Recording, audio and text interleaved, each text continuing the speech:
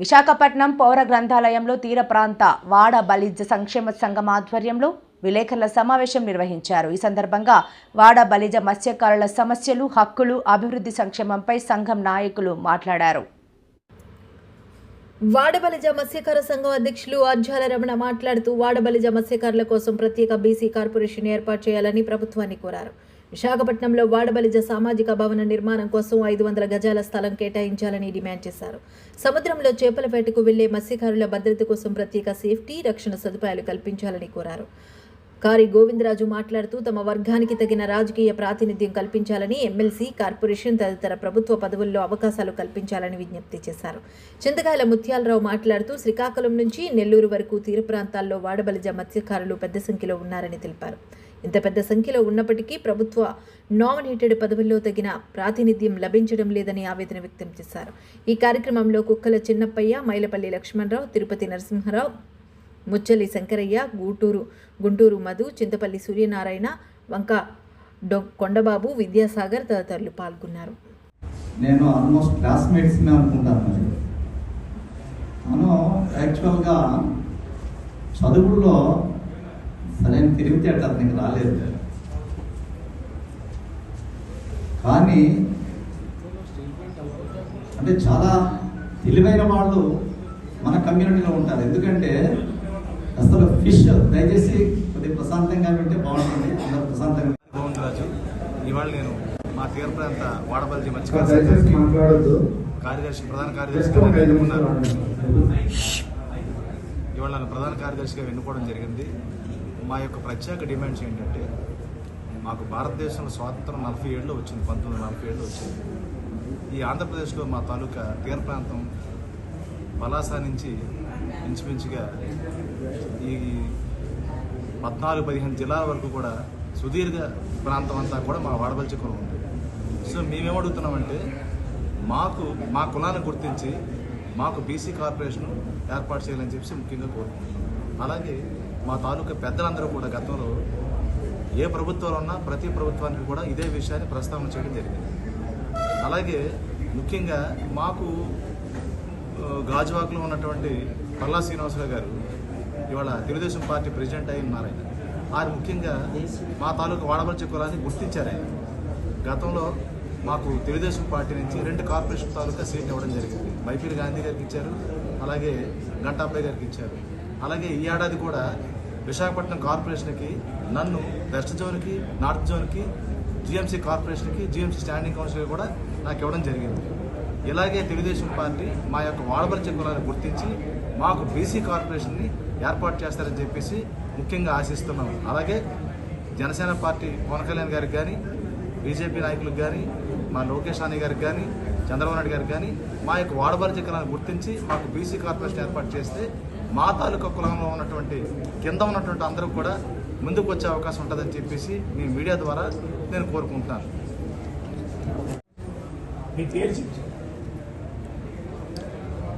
అందరికీ నమస్కారం అండి.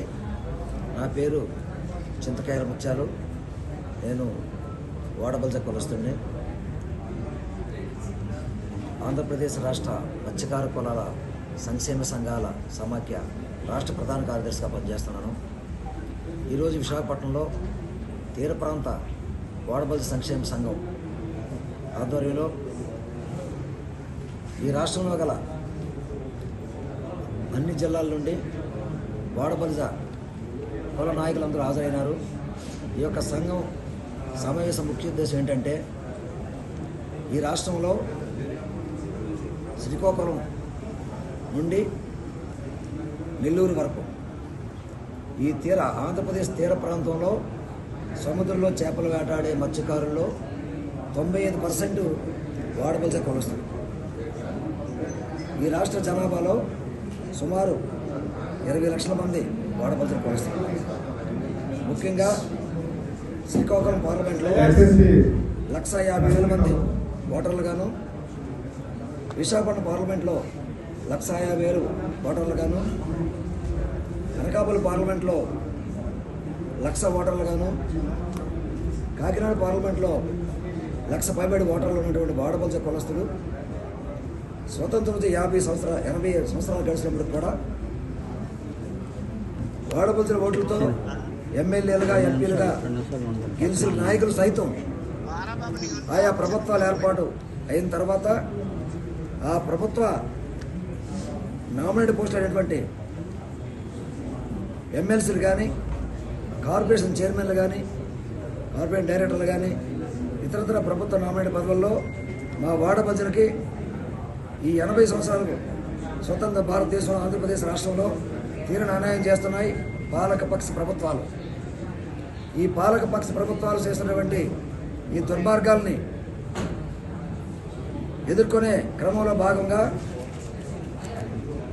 ఈ రాష్ట్రంలోని వార్డు ప్రజలందరూ కూడా సంఘటితమై రాష్ట్ర ప్రభుత్వంపై ఒత్తిడి తీసుకువచ్చి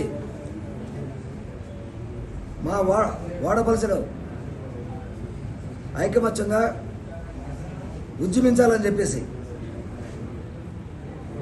ఎందుకు ఈ మాట అంటానంటే మా ఓట్లతో వాడపలసల ఓట్లతో గెలిచిన నాయకులకు సైతం వాడపలసల నాయకుల్ని ఎదగనివ్వకుండా ఎటువంటి ప్రభుత్వ నామినేట్ పదవులు ఇవ్వనివ్వకుండా తొక్కు పెడుతున్నటువంటి ఈ యొక్క చర్యని వాడపలసల సమాజం ఖండిస్తూ రాబోయే రోజుల్లో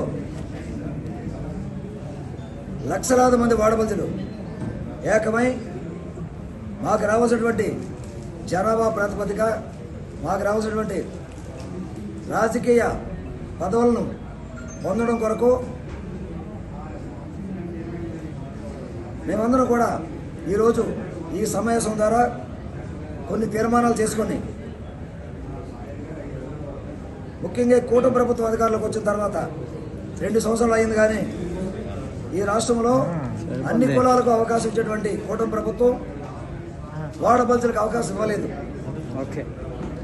రమణండి, తీర ప్రాంత వాడపల్లి మత్స్యకారుల సంక్షేమ సంఘం విశాఖపట్నం అధ్యక్షులుగా ఈవేళ ప్రమాణ స్వీకారం చేశాం.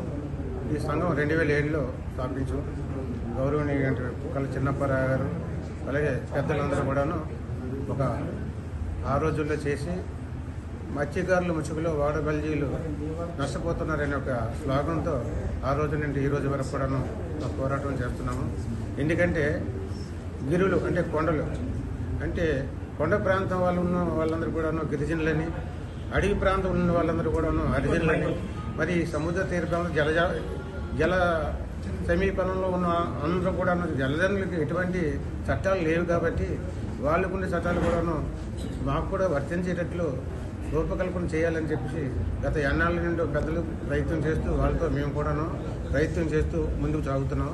అయినా సరే భారతదేశంలో అన్ని ప్రాంతాల మత్స్యకారుల్లో అన్ని రాష్ట్రాల్లో కొన్ని రాష్ట్రాల్లో ఎస్సీలు గాను, కొన్ని రాష్ట్రాల్లో ఎస్టీలు గాను, ఇంకో రాష్ట్రం ఎంబీసీలు గాను పరిగణిస్తున్నారు. ఆంధ్రప్రదేశ్లో మాత్రం మత్స్యకారులని బీసీలు కానీ పరిగణిస్తూ రాజ్యాధికారం కానీ ఆర్థికం కానీ ఎటువంటి డెవలప్మెంట్ అభివృద్ధి శ్రేయస్సు జరగట్లేదు. కాబట్టి భారత రాజ్యాంగం సృష్టికర్త బాబాసాహెబ్ అంబేద్కర్ గారు బడుగు బలహీన వర్గాల కోసం వాళ్ళ శ్రేయస్సు కోసం అనేకమైన సంస్కరణలు సృష్టించారు.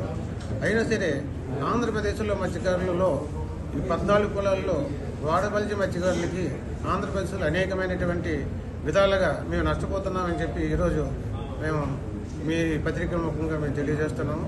ఎందుకంటే మా దాంట్లో మత్స్యకారులు 14 కులాలు, వాడబల్జీలు, పల్లీలు, జాలార్లు, అగ్నికుల క్షత్రియులు, బెస్తక్క, అలాగా కండ్రాల, నెయ్యిల, ఆ విధంగా అందులో మేము అత్యధిక జనాభా కలిగి ఉన్నాం మత్స్యకారులలో వాడబల్జీలు. మరి అది మాకు ఎందుకు గుర్తించట్లేదు ప్రభుత్వాలు, గత ప్రభుత్వాలు కానీ ఇప్పుడున్న ప్రభుత్వాలు కానీ. మేము కూడా కూటమి ప్రభుత్వం నుండి మేము ప్రశ్నిస్తున్నాం. అంచేత మా దాంట్లో ఎవరైతే ఉన్నత విద్యావంతులు అందరూ కూడా ఆర్థికంగా కొద్దిగా ఉండే వాళ్ళందరూ కూడా ప్రభుత్వాలు గుర్తించి మా శ్రేయస్సు కోసం వాళ్ళు పాటుపడతారు, మేము సూచించే వాళ్ళ విధంగా గుర్తించి ఎమ్మెల్సీ ఈ వాడపల్లి కార్పొరేషన్ కోసం అన్ని వర్గాల వారికి ఎందుకు మా దాంట్లో 14 కులాల్లో 5 ఇచ్చారు.